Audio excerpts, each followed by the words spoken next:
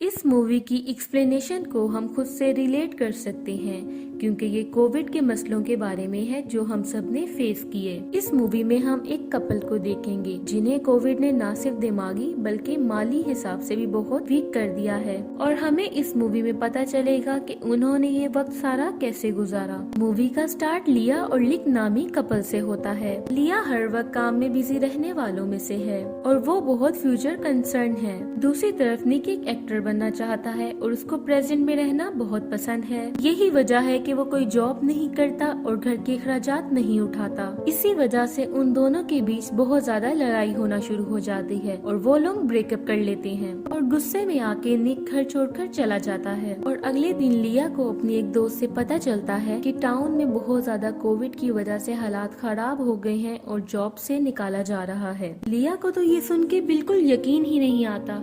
वहाँ निक को उसके बॉस की कॉल आती है जो उसको कोविड में किए गए लॉस की वजह से उसको जॉब से निकाल देते हैं। लिया जब घर पहुँचती है तो वहाँ निक को देख के बहुत हैरान हो जाती है। वो दोनों टीवी पर कोविड के मसलों को सुनते हुए बहुत परेशान हो जाते हैं। लिया उससे पूछती है कि वो घर से कब जाएगा तो वो उससे मोहलत मांगता है कि उसे कुछ दिन दे दिए जाएं क्योंकि हालात बहुत ज्यादा खराब थे। लिया उसको इजाजत दे देती है और वहाँ टाउन में लॉकडाउन लग जाता है जिसकी वजह से वो दोनों घर में कैद हो जाते हैं। निक घर पर अपने दोस्तों को बुलाया करता था जिस पर लिया उससे बहुत लड़ा करती थी कि वो सोशल डिस्टेंसिंग का बिल्कुल भी ख्याल नहीं रखता। इस वजह से उन दोनों के दरमियान बहुत सी डिफरेंसेस आने लग गए थे। निक का कोई भी दोस्त उसे ले जाने पे राजी नहीं था। दूसरी तरफ लिया अपनी 30th बर्थडे पे सेलिब्रेशन के लिए चीजों की तैयारी करने के लिए लिस्ट बना देती है और उस सब के लिए उसको सबसे पहले प्रमोशन लेना था। इसके लिए वो अपने बॉस को वीडियो कॉल करती है और उसका बॉस उसे कहता है कि इन हालात में अगर तुम्हारी जॉब है तो ये बहुत बड़ी बात है, प्रमोशन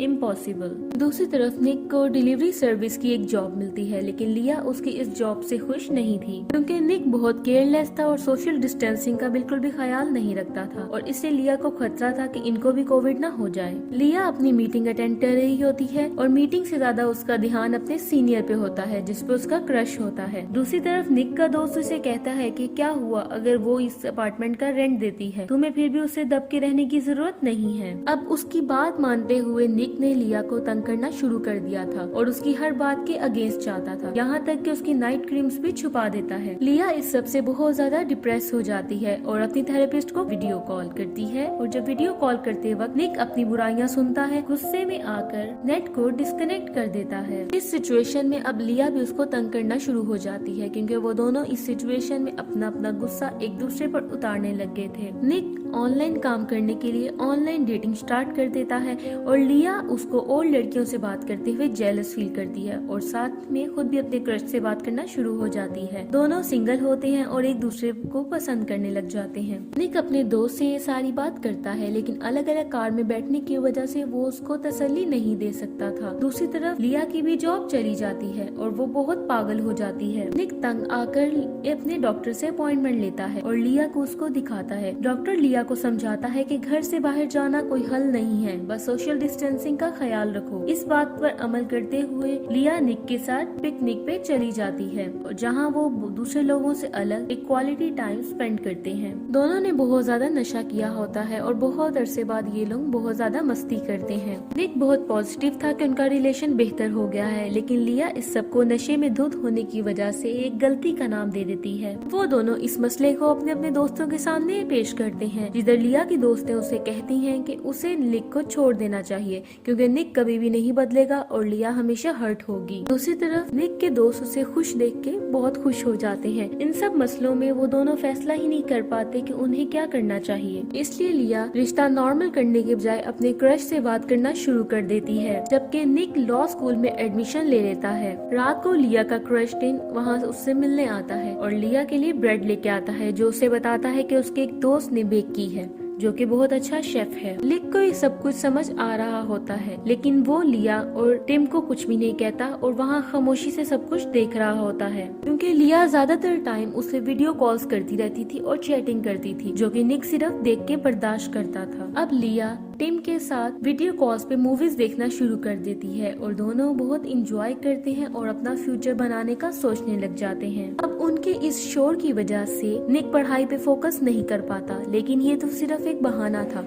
असल में वो लिया को उसके साथ बर्दाश्त नहीं कर पा रहा था, इसलिए वो जाता है और लिया को कहता है कि शोर कम करो। टिम को भी ये सब बहुत अजीब लगता है। उसके बाद दिखाते हैं कि निक बर्तन धो रहा होता है और लिया उसके इस अजीब से एटीट्यूड के बारे में उससे पूछती है, पर निक कुछ कहने के बजाय गुस्से में गिलास जोर से जमीन पे फेंक के तोड़ देता है। उसके बाद वो वहीं पे सफाई करना शुरू कर देता है। लिया वहाँ कुछ भी बोलने के बजाय वहाँ से चुपचाप चली जाती है। टिम लिया को वॉक पे चलने के लिए कहता है और लिया एज यूजुअल मान जाती है। वो दोनों सोशल डिस्टेंसिंग का बिल्कुल भी ख्याल नहीं रखते और एक दूसरे के साथ रहने की वजह से मास्क उतार के वॉक करना शुरू कर देते हैं। टिम लिया को मनाते हुए उसके अपने साथ घर पर भी ले आता है, क्योंकि उसे टिम बहुत अच्छा लगता था, इसलिए वो अपने सारे रूल्स को ब्रेक करते हुए उसके घर तक चली जाती है। वापसी पे वो निक को कहती है कि वो अकेली ही वॉक पे गई थी, क्योंकि शायद वो निक को अपने और टिम के बारे में बताकर हर्ट नहीं करना चाहती। और फिर वो अपनी फ्रेंड को कॉल करके कहती है कि उसे टिम बहुत अच्छा लगने लगा है और जल्द ही वो लोग डेट ना करने लग जाएं। अगर ऐसा हो गया तो लिया के सारे मसले हल हो जाएंगे, क्योंकि टिम का अपना घर है। निक को उसके दोस्त का मैसेज आता है कि उसने निक के रहने का इंतजाम कर दिया है। निक उसके किसी दोस्त के घर गैराज में रह सकता है।